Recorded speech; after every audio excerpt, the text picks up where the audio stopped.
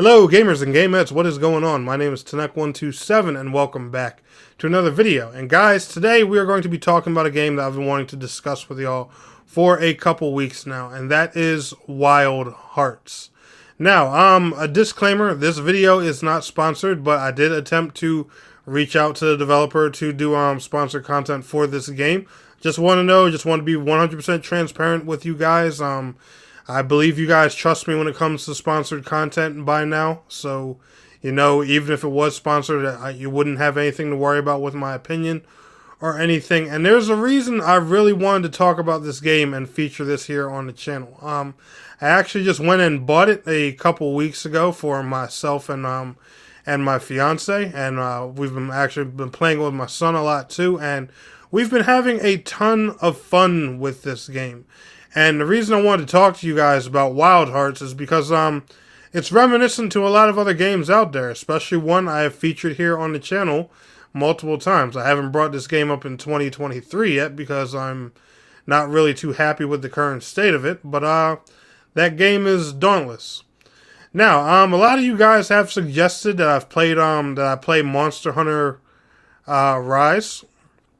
I did give that a little bit of a try on the Switch, and I'm going to tell you guys my few gripes with Rise here in a minute. Monster Hunter Rise is a solid game, though, so nothing against Monster Hunter Rise or anything like that. And Dauntless, those developers, they don't really seem like they listen or know too much of what they're doing at this point. I mean, no disrespect to Dauntless. That was another thing that kind of drove me towards Wild Hearts. Now, if you don't know what Wild Hearts is, it is Koei Tecmo's take on a Monster Hunter like game. It is very Monster Hunter like-ish. It has this little building mechanic where you can put together these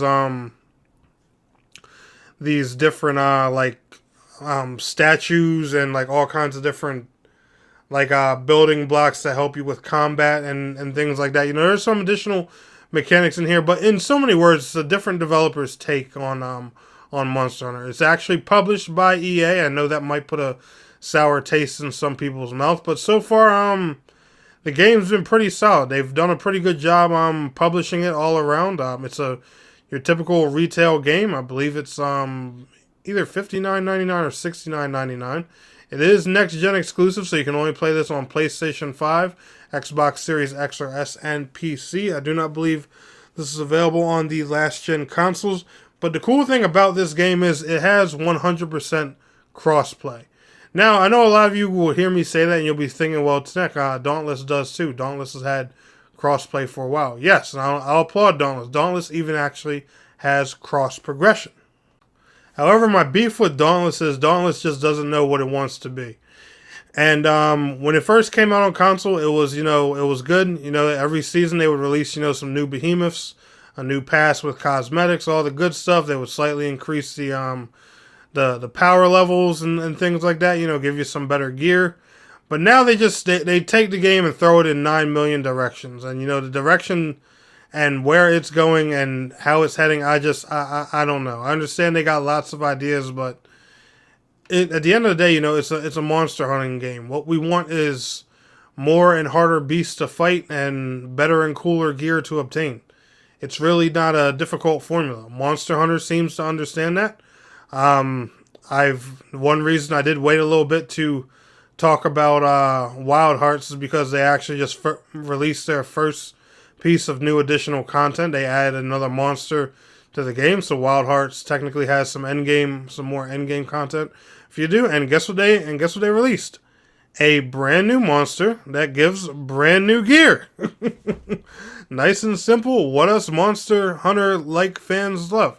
Now, when it comes to Monster Hunter Rise, I don't have too many gripes with that. Monster Hunter Rise is actually a solid game. It's just you take this Switch exclusive Monster Hunter game that's exclusive to Switch for about a year or two. You finally release it on other platforms. And y'all keep saying no to crossplay. Even when it was on just, PC and Switch. Capcom, why? I don't understand that. You have Sunbreak coming out on the next-gen consoles now within a month, so the content parity between all versions will be even. And, you know, people who would like to carry their Switch progress over to other platforms, I know Sony would make that a little bit difficult, but at least try. You know, Xbox would work with people. PC wouldn't have a problem with that.